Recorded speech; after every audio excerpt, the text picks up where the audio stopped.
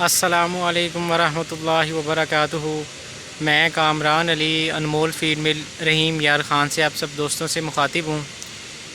ये गाड़ी जी माशाल्लाह से हरीपुर शहर जाने के लिए लोड हो रही है।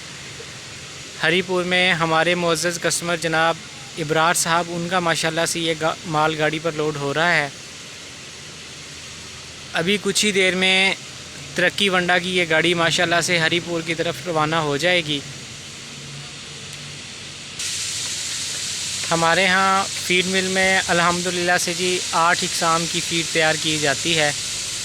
Milking plus feed, milking super plus feed, कुर्बानी feed, fattening feed, grower feed, calf starter feed और बकरा फ़ीड।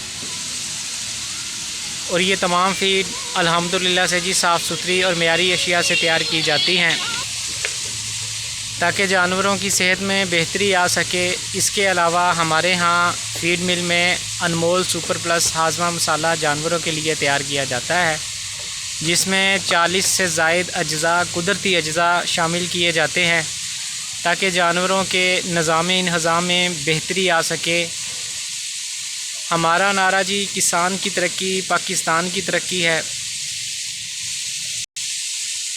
दुआ करता हूँ जी अल्लाह पाक सब दोस्तों के कारोबार में मालो जान में खैर बरकत अता फ़रमाए। दुआओं में याद रखिएगा जी। अल्लाह हाफ़िज़।